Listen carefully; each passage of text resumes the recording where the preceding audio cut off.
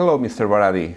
Thank you so much for making time for AeroTime. We're very pleased to have you here, and I would like to talk a little bit about Wizz Air and the very interesting moment that the airline industry is living through after COVID. It seems that COVID was a bit of a bump in the road for most of the airlines, particularly Wizz Air. We've seen the recent results still feeling a bit this aftershock of this period, but you maintain the long-term goal to keep growing in a very big way. So I just wanted to ask you, first of all, what's your view of the current situation of the airline, and how do you see the next 3-5 years ahead? Well, first of all, I think I would take the last 3 years like in two episodes from a Wizz Air perspective. So the first episode is COVID itself. So this is 2020, 2021. Wizz Air took a strategic view of the situation, and we looked at it as a double-edged sword. So of course we were not immune, and we were affected by COVID and government restrictions, and travel demand is affected by those restrictions on the one hand, but at the same time we also saw that we had a strategic opportunity to actually step change our footprint in the industry, and we made some very strategic investments during the COVID times. If I just kind of list them, in Central and Eastern Europe we made significant market expansions on the back of weakening competition or airlines failing, especially in Albania and Romania. We acquired a significant slot portfolio at London Gatwick Airport and created an operating base there for Wizz Air UK. We opened up Wizz Air Abu Dhabi as a new airline, and also we made a significant move inroad into Italy by opening a number of operating bases, and ever since we've been expanding that presence. So we really saw that given the weakness of the industry and the financial strength and liquidity of Wizz Air, that we should be using our strengths for investing for the long run during the COVID times. And the second episode is the war in Ukraine, which we were a lot less prepared for, and I think the consequences what we are seeing on the performance of the business is more arising from that episode as opposed to COVID itself. But we are coming grips with the situation, of course. So we have made the necessary changes to the business to become more resilient, to cope with the situation, especially on fuel hedges and those sort of issues. And we are now really looking at the next year in front of us as getting back to the normalities in terms of the operation of the airline as well as the financial performance of the business. With regard to the next few years in front of us, I think it's a very interesting industry. The industry got tested. Consumers consuming the franchise of the industry got tested too. And I remember when COVID broke out, many people said that air travel will never be the same again. It only took really just a year or two to see that air travel is exactly the same as before. People want to travel. They are buying tickets, they are flying, and even I would say that in certain segments, actually, we are seeing more travelers, more people, more demand coming up. In my mind, this is just kind of underpinning the long-term strategic prospect of the industry. This is an industry that will continue to develop. It will continue to prosper. So this is a good industry because it essentially satisfies basic consumer needs. I mean, all people want to discover the world. You want to experience what's around. You want to rest. You want to rejuvenate yourself. And this is the industry that provides you with the infrastructure.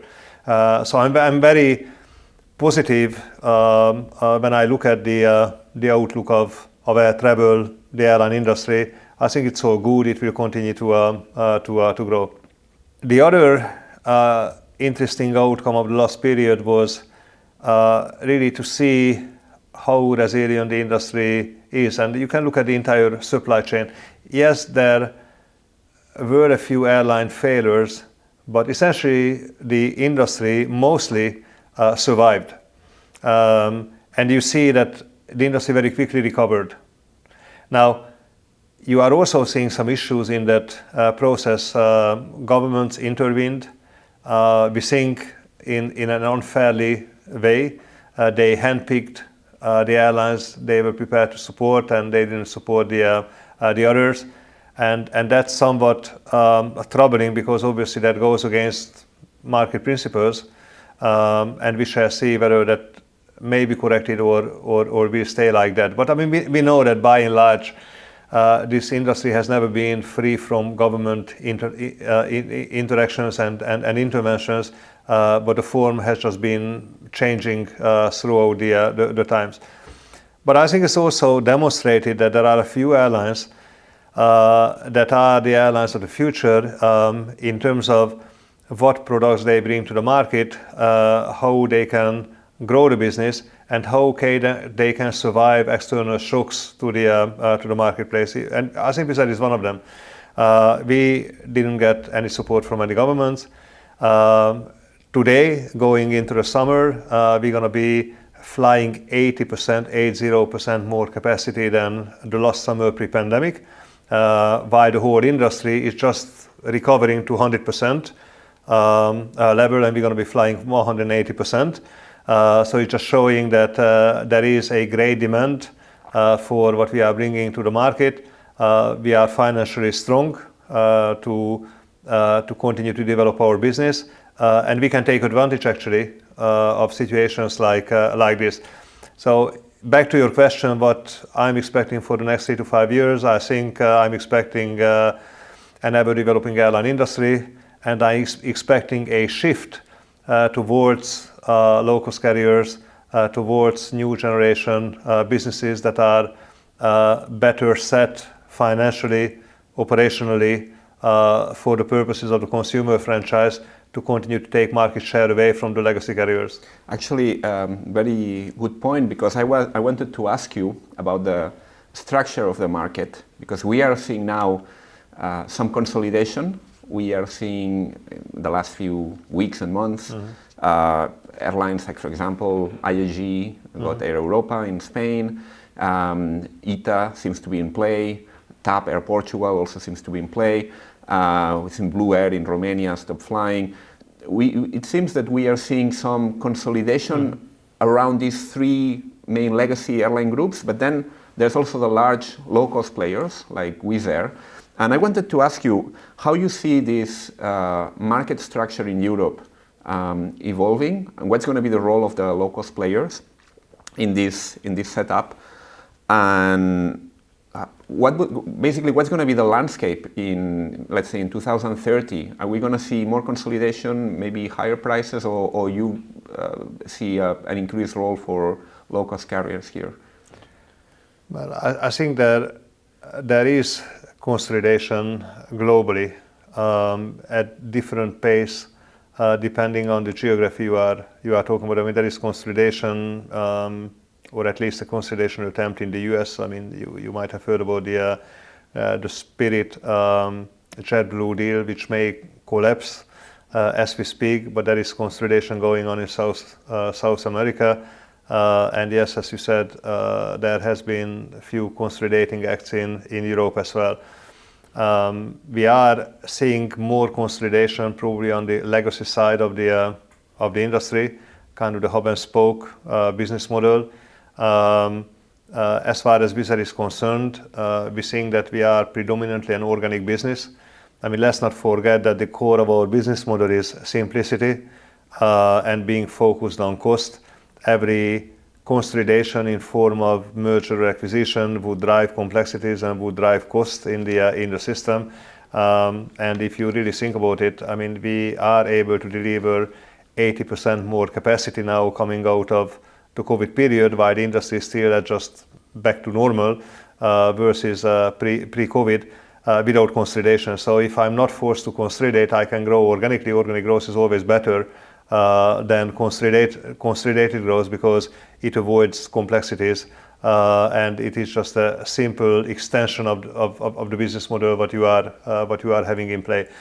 Nevertheless, I think consolidation is inevitable. I mean, if you look at the industry attracts a lot of capital. Actually, the industry is in need of a lot of capital, and scale matters, size matters. So yes, I think there will be an ongoing effort for consolidation. But as far as Wizz Air is concerned, we think we are an organic business, and we will predominantly focus on organic opportunities. Mm-hmm. You are competing with another airline that is also very large, also a similar business model, which is Ryanair. I wanted to ask you, what would you define as the main differential factors between you and Ryanair? You're increasingly competing in many markets in Eastern Europe, in Western Europe as well, with this expansion into bases like Italy or other markets. So is there you obviously compete in price, but are there other elements that you would highlight here, differential between you and your Irish competitor? Yeah, I mean, we have a different footprint, market footprint. We are the market leader in Central and Eastern Europe. And interestingly, just back to the previous discussion, pre-COVID we had 18% market share in Central and Eastern Europe. Post-COVID we have 27% market share. So clearly we have come out of COVID as a better and stronger business than how we went into it. We are expanding quite significantly going east, having the Abu Dhabi venture, and we allocated significant capacity to eastern markets recently. So I think there is a difference in geographical footprint. We are a very different organizational model. Ryanair is an Irish airline predominantly. Wizz Air is an international airline. We attract talents on a global basis. We have people working for us from 60 different countries. If I just look at the office, the management team, we have people from 30 different countries, so we are a lot more multicultural, and that is kind of a reflection of the way we are growing the business. So we are geographically a lot more open, so we are not sticking to Europe only, one legal jurisdiction, but we are sort of crossing borders with that regard. So with that, of course, we are in need of bridging cultural differences effectively, and I think we can do it better with the organizational model what we have. We fly different fleet. We are an Airbus airline. Ryanair is a Boeing airline. And I think we have a different attitude to the customers and to our people. So actually we think our people are our most important assets, and we treat them well. And we think that we have to earn the trust of the customer, of the consumer, to fly Wizz Air, and actually we value our customers and we don't degrade them in public statements and those sort of things. So I think we have a lot more affinity to the consumer than our competitor. You mentioned the geographical footprint, which is one of the topics I would like to ask you about, because you have these very ambitious plans of growing to 170 million passengers by 2030, which this would, to put in perspective, before the COVID, I think you were covering around 34.6, 35 million passengers. So that would mean multiplying by a factor of between 4 and 5 the pre-pandemic numbers in the next 7 years. Where is this growth going to come from mainly? You have a very strong footprint in some parts of Europe, like Central Eastern Europe. You've been growing lately also the Western European presence with more activity in places like Italy. You even launched for a while a base in Norway, also UK. But are there still opportunities to grow in Europe, or most of this growth is going to come from these other ventures, like in the Middleeast, for example? Yeah, I think the best way to think about this is that yes, we are growing rapidly. I mean, if you look at the next financial year in front of us, so we're going to be starting the next financial year on the 1st of April. We are looking at carrying more than 65 million passengers in that year. So that growth is happening. So it's not only just ambitions, but it is actually happening. The fleet is behind that, people are behind that, and the network and the markets are behind that growth.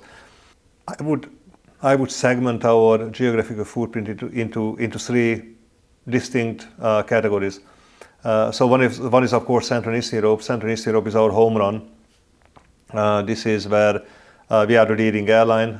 We are the single biggest carrier in Central and Eastern Europe, including all airlines, not only low-cost carriers, but also any of the legacy carriers. And we consider Wizz to be the hometown airline for Central and Eastern Europeans. And we will act what you should expect from a market leader. So we will continue to grow. If there are new airport opportunities, market opportunities popping up, we would be acting on those opportunities. So we will stay focused on Central and Eastern Europe. And if you kind of project it out to what you may expect from Wizz Air to deliver in Central and Eastern Europe, I would say that half of the business, even 7 years down the line in 2030, will come from Central and Eastern Europe. And that basically means that over the next 7 years, we would double our size in this geography. And then you have Western Europe. Western Europe, I would say, is not really Western Europe, but a few select market opportunities in Western Europe. And those select market opportunities are basically 3 markets. So London, through the growth at London, Luton and Gatwick. As mentioned, we acquired a slot portfolio from Norwegian Airlines during the COVID times. It is Italy. We are full scale into Italy across 5 operating bases in the country, and Austria. And we will remain focused on these 3 markets there. I mean, obviously these markets are quite scalable in terms of size. So on absolute terms, we will benefit from the growth opportunities with that regard. But we don't intend to become a full-scale Western European airline. So I don't think that the expectation should be that Wizz Air is now going to that country, another country to cover the whole of Western Europe. We have selected these 3 markets on different rationale. And these rationales continue to apply and prevail, and we think that these are the right market opportunities in Western Europe for Wizz Air. But that doesn't translate into global expansion in Central Europe. And the third pillar of our growth is the Middle East, or going east, I would say. We have been, given our Central and Eastern European experience, we have been carrying the flag of low cost and pioneering the business model in undiscovered regions. And this is kind of the extension of what we've done in Central and Eastern Europe into the Middle East, into going further east. We think that we are implanting a world-class business model in new geographies to benefit the traveling public from our low fares, our network, to create the opportunity for them to fly very cheap, very efficient, very safe wherever they wanna go. So I'm expecting actually quite significant growth coming out of that eastern expansion. We call it Go East. So again, if you kind of put it up in 2030, maybe the best way to think about it is that half of our business will come from Central and Eastern Europe, a quarter will come from Western Europe, and a quarter will come from Middle East, further east. What can you tell us about the Abu Dhabi operation, which launched a couple of years ago? Is it meeting expectations? Are there plans to grow? And connected to that, last year in Riyadh, you mentioned that you were talking with the Saudi Arabia authorities to also develop the business in that market. We have seen a number of routes being launched from Europe. Are we going to see a Saudi Wizz Air in the near future? So maybe I would start with Abu Dhabi. So a year ago, we had a fleet of 4 aircraft flying in Abu Dhabi. Today, we have a fleet of 8 aircraft. And a year from now, we are expecting a fleet of 16 aircraft. So basically, every year, we are doubling the size of the business. We are very excited by the market reaction. We are very excited by the customer acceptance of Wizz Air and demand for Wizz Air's products and services in the region. So we find it very encouraging and very exciting. And as a result, we continue to grow in Abu Dhabi. So I think that business is on track. for delivering future growth. If I may ask you something here, what drove you to explore this opportunity in Abu Dhabi? Because looking from outside, without having looked at the numbers, it looks like it's a region, it's got a significant amount of traffic already, some pretty powerful carriers. What sort of opportunity did you see there? You have to differentiate demand, and you have to differentiate also supply of capacity. And there is huge demand for air travel, but it is a commoditizing demand. So people don't want to be ripped off. People don't want to pay more than needed for a ticket, because that's not really the purpose of the exercise for them. The purpose of the exercise is to go somewhere and do whatever they want to do, whether this is leisure, business, or whatever. And I think that's where we make a difference on the supply side of the equation, that we are really the force of commoditizing the industry. So we are producing capacity at very low cost, lower than our competitors, and as a result, we are able to apply very low fares to the markets, and that stimulates the market. So yes, I mean, you may have all sorts of airlines already in the market, but when you come in and you have half the cost versus the other carriers, I mean, you are playing into a very different market segment. Yeah. So and I think that's how we create value.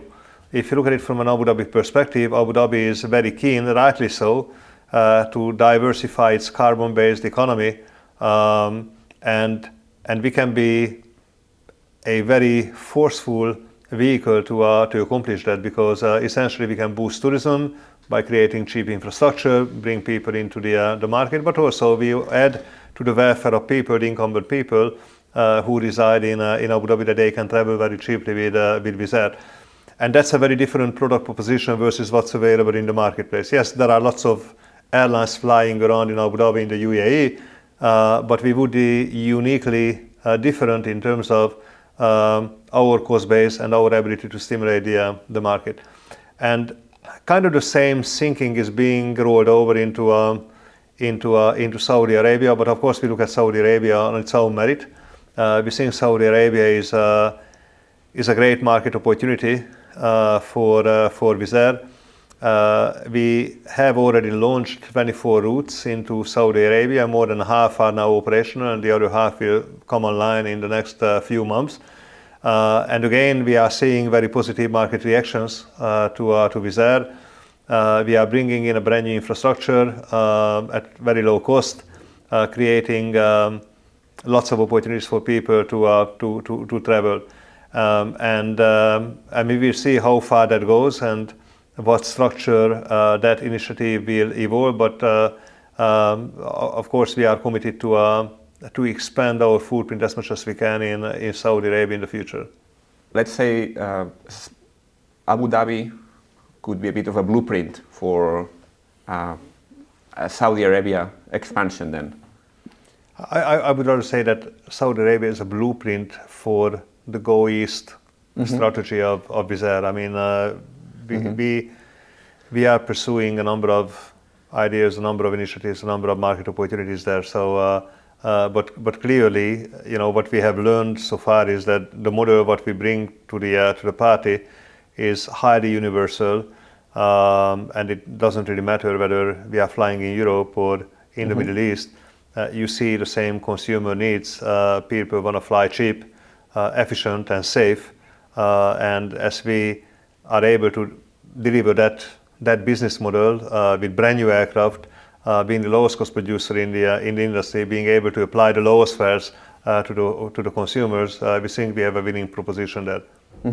When you mention East in general, might we see maybe in the future other regional ventures? I mean, you've been pretty active also in the Caucasus, for example, in places like Georgia. You even launched, I think, from the Middle East some routes into Central Asia as well. And obviously from the Gulf, from Abu Dhabi, from Saudi Arabia, you can reach out to connect to other regions farther beyond the Middle East. Is this an area that we might see some action in the near future?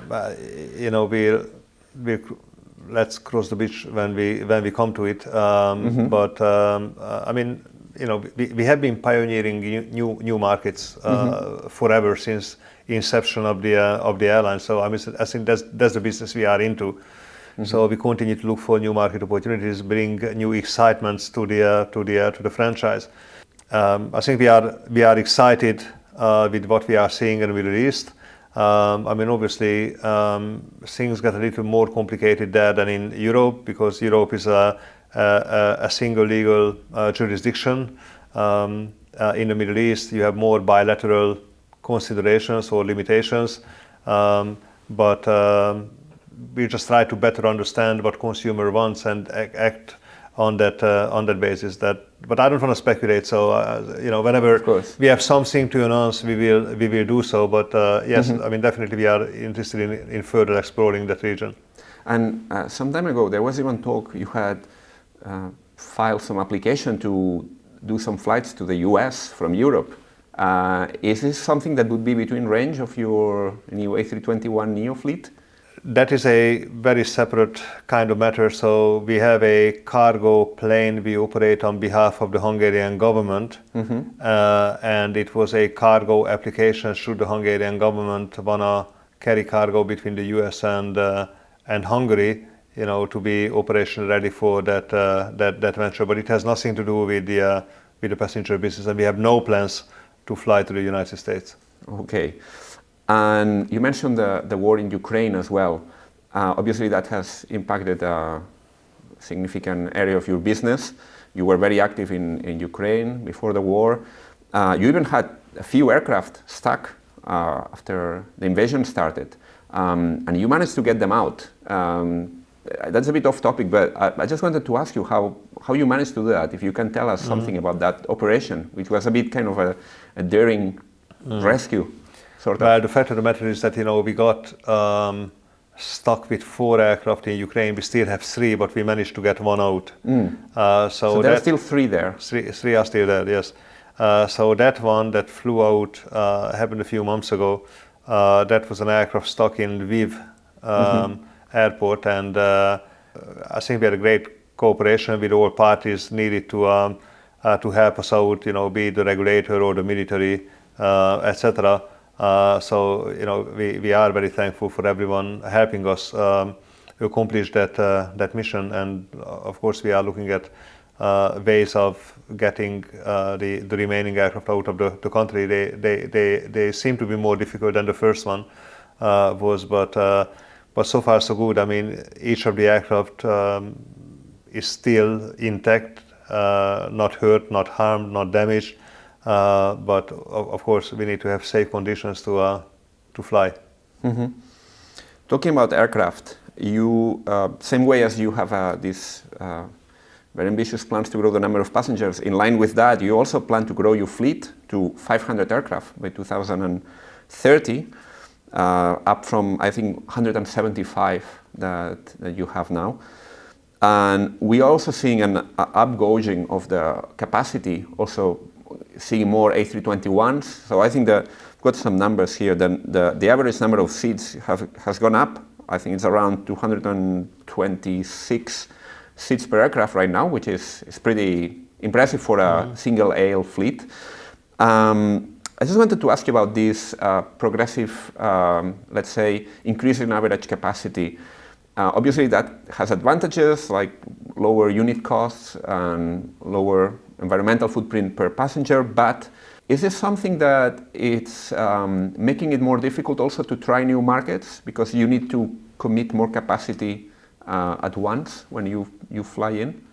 Yeah, I mean, I think there is a bit of a misperception, at least in my mind, that you need small aircraft to innovate your market footprint to get into new markets. I mean, you also have another variable, and that is frequency. I mean, you don't have to fly every route every day. I mean, you can start flying 2, 3, 4 times a week, and then you ramp it up later. So I think that is a way how you are approaching that matter, alternative to the kind of conventional thinking that you need small aircraft to test new markets. And then the other aspect, of course, is that a large aircraft delivers a lot lower unit operating costs. So your ability to stimulate the market becomes a lot greater because you can apply a lot lower fares, and then you can fill your planes even if they are 239 seats, which we have for the A321neo.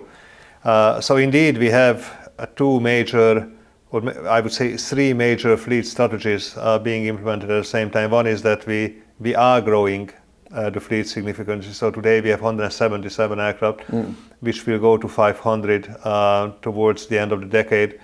And we have the aircraft order in place with Airbus to get that capacity. So with that, we are also innovating and renewing the fleet technology-wise. So we've already got 50% of our fleet renewed, and we are operating the latest neo technology with that fleet. That's one of the highest renewal rates in the industry. And the third aspect is the gauging. So indeed, we are upgauging from the 180-seater A320 to 239-seater A321neo, which obviously brings additional unit cost benefits. But this is the whole essence of the business model. I mean, many airlines, actually most of the airlines, look at the industry and the business from the perspective of revenue, markets, etc. We look at the business from the perspective of cost. So the key question to us is how to deliver every seat at lower cost than before and lower cost than our competitors, and less so the very market here or the very market there, whether this is too big of an aircraft or we should be getting on this route or that route. We're seeing that if you have the right cost, you are the lowest cost producer in the industry, that will create the market, that will stimulate the market, that will bring people into the franchise of flying. Talking about fleets, I'm just curious, how does let's say the relationship with the Indigo Partners Group play into the fleet procurement process? Because I think they basically they used to place these big orders for the whole group of airlines that are in the portfolio. Up to which point Wizz Air or other airlines that are in the Indigo portfolio have their own, let's say, their own policy when it comes to fleet procurement? Yeah, so I think you need to kind of understand the roles of each of the constituents here. So Indigo is a negotiation, a purchasing umbrella. So basically, we as Indigo portfolio airlines, if you want to put it that way, get together and negotiate together with suppliers. But at the end of the day, each of the airlines is the contracting party with the manufacturer. It is not Indigo. So Wizz Air contracts its own aircraft with Airbus or Pratt & Whitney when it comes to engines. But we think it makes a lot of sense for the airlines on the one side, but also for the OEMs on the other side, to talk about scale, because scale benefits both parties.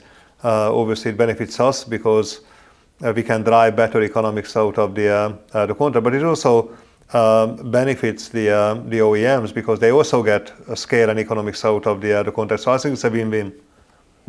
So I assume basically you are pretty well committed to Airbus for the time being. You haven't been looking at any other type of aircraft. No, we have been. I mean, I think we keep an open eye on the market. I mean, we don't fly Airbus because it's Airbus. We fly Airbus because we're seeing they produce the best aircraft to the market, the best aircraft that suits our business model. So we don't think that there is any better aircraft at this point in time than the A321neo for purposes of being the lowest cost carrier in the market.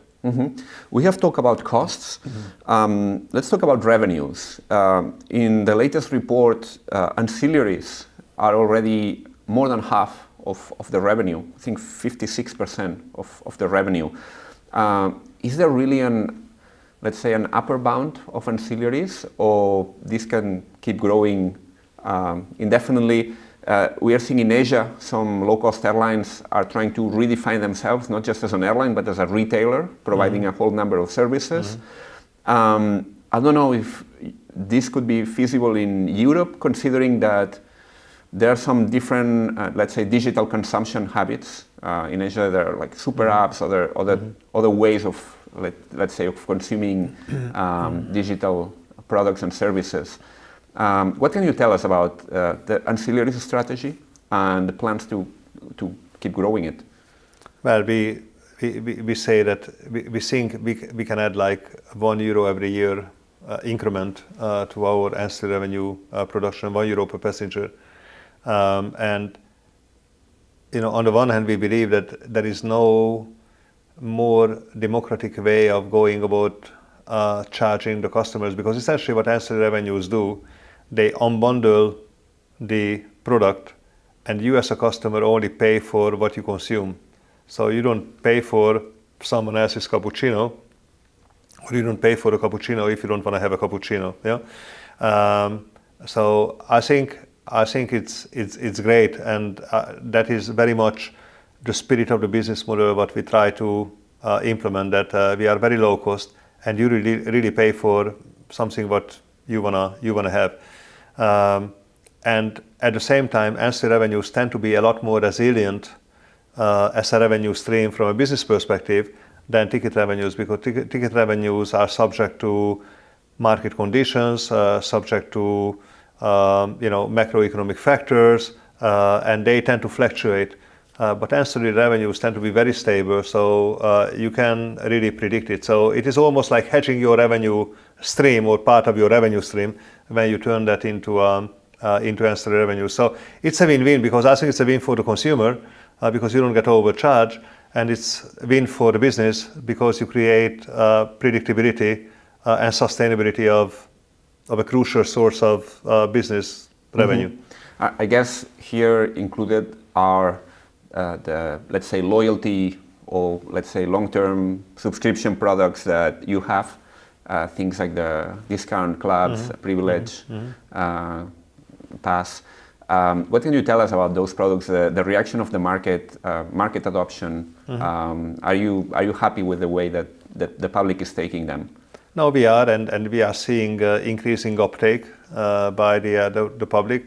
But at the same time, I would also say that our equity, if you want to put it that way, is the everyday low fares that we are bringing to the market. So when you travel, Wizz Air tends to be the lowest fares option available to you, and we think we provide a high quality product. I mean, we fly you at no hassle. We have a brand new aircraft flying you. Again, this is, we think, a winning proposition to the consumer. And again, this is a commoditizing industry. Maybe long-haul travel is slightly different. You have more varying needs of consumers. But when you look at short-haul travel, I mean, what's the consumer need to get from A to B and get there on time with no hassle at the lowest possible cost. And I think this is what we are doing. So that's why being a low-fare airline on an ongoing basis is the most important issue, and you can only achieve it if you are the lowest cost producer in the industry. Some low-cost airlines have experimented with things like facilitating connecting flights. You also have something called the mix and match, which is it's not really the same, but it's also aimed at people, trying to help people that want to connect. You also have increasingly longer flights, like from Europe to the Middleeast, for example. Is this something we might see in the future? Some type of connectivity, route connectivity? Yeah, I think connectivity is a fact of life. So people connect. People connect from Wizz to Wizz. People connect from Wizz to another airline or from another airline to Wizz. This is happening, whether we want that to happen or not, but it's happening. And our view is that if we can aid and ease the process for the consumer, we would do that, but not at the cost of becoming a connecting service and taking all the complexities with that. The problem with connections is the complexities and costs arising from passenger connection and back connection. So we are not doing it. So we are not connecting the passengers and we are not connecting the bags. But we are helping information-wise people figure out the best way for themselves to connect should they want to connect. Mm-hmm. And talking about another type of connectivity to the internet or to IFE in general, do you have any plans in this space? We are seeing more airlines now starting to offer internet connectivity, now with Starlink, for example, some new announcements recently. Is this something in the cards for the near future? We have been looking at internet connectivity on board for a long time. Pretty much since the establishment of the airline. We are not yet comfortable with the technology available, the cost implications and the complexities coming with that. But I'm pretty sure that at one point someone will figure it out properly, and we're gonna be connecting. But we are not there yet. It's not really our intention. It is more the technology available. The intention of Wizz is to avoid cost and avoid complexities, because we're seeing that this is not just what we're seeing, but this is the empirical evidence. What people really want is the lowest fare. So you cannot compromise your cost position, and all this connectivity needs to reflect that principle.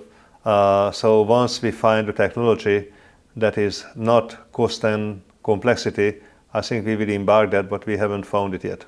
Mm-hmm. Another very important topic right now in aviation and in the public debate is sustainability. Mm-hmm. You take pride on having one of the most efficient fleets, one of the lowest footprints per passenger because of this high density that you operate. But still, there's a lot of concern out there about increasing traffic numbers that will bring the environmental footprint up because of absolute numbers of people flying that are more and more. What would you tell to someone that is maybe looking at flights on Wizz Air and seeing all these very attractive fares to travel, but is concerned about this footprint of the flight? Yeah, don't fly Lufthansa, don't fly IAG, fly Wizz Air. I think that's the only message I can give. I think regulators and everyone should be encouraging the lowest unit footprint airlines to grow, and push back on all the legacy airlines who are unable to deliver the footprint in line with expectations. So if you look at our footprint is half of the legacy carriers' carbon footprint. So why the hell should anyone fly those airlines? They all should fly Wizz Air. So Wizz Air should be growing, and those airlines should be declining in terms of capacity. If you really want to convert the industry from high emission to low emission platforms. Mm-hmm. Are you concerned that there might be some, let's say, regulatory action trying to bring up this cost of flying, or even banning some flights in the short to medium term? Yeah, but this is the legacy carrier lobbying. Yeah, so their objective is not to reduce their footprint or reduce their cost, but to push the competitors' cost up and put the burden on the competitors. We shall see how the regulatory framework evolves. Obviously we're going to be voicing our own views. I think the regulator should take the position of incenting, innovation, incenting those who are bringing new technology to the industry, and they should be guarding the interest of the consumer. And I think the interest of the consumer is to fly as low cost as possible. If the regulator doesn't do that, I think the regulator would just be distorting the market and would get sided, I think, on the wrong side to support the survival of legacy carriers. So I hope that the regulator is smart. I hope the regulator can act on structural interest of the consumer and on the side of innovation. So far, I think it's being debated, but at the same time, I'm not seeing that the market would be hugely distorted, and let's hope it's not going to go that way. Besides these efficiency gains, what is Wizz Air's vision for net zero and about technologies to keep decarbonizing aviation? I think you recently signed an agreement to get sustainable aviation fuel, a certain amount of it. What other actions are you taking in the field of sustainability? Yeah. Well, first of all, we are putting billions every year into fleet, buying brand new aircraft with the latest technology. Not many airlines do that. So actually we are spending a lot of liquidity, a lot of money on bringing the best aircraft to the fleet that is not only economically efficient but also environmentally efficient. And I think that should be recognized. Two, we tend to be almost one of the very first airlines in the world to embrace technology. So whenever there is something new coming to the market, be it Neo, be it XLR, which will be coming a year from now, we tend to be one of the pilot customers bringing that innovation into reality. And as said, we are the most renewed airline in terms of technology ahead of anyone else in the industry. So we tend to be the driving force of innovation, and I don't think that should be changing. So if there is anything meaningful technology-wise, we will be there and we will be supporting the development and the deployment of that technology. And we have the financial means to actually put liquidity, put investments behind that. And at the same time, we are also looking at ways of kind of creating the bridge between now and when a decarbonized propulsion system comes into play, SAF and other initiatives. We are actually looking at SAF quite seriously.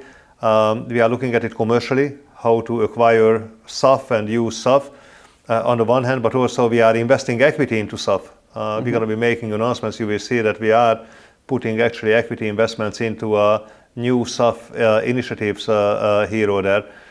So we are very serious about it, but we have to recognize at this stage of the game, SAF is more of an inspirational method than an economically well-defined initiative, because SAF is just hugely expensive. So the economics must come in line with existing fuel if anyone is serious about the conversion from current aviation fuel to sustainable aviation fuel.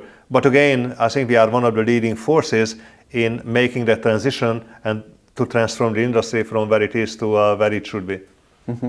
Well, thank you so much for these insights. I think we cover lots of ground, and I'm sure that our audience will have a very good overview of these very interesting projects that you are currently involved in. Are there any things in the very short term that we should be looking for in terms of announcements, milestones? Well, I mean, I think we are in the business of growth. We are in the business of pioneering markets. We are in the business of leading innovation in the industry, and you should constantly be looking for news coming out of Wizz Air on each of these fronts. We'll do that for certain. Thank you so much, Mr. Váradi. Thank you.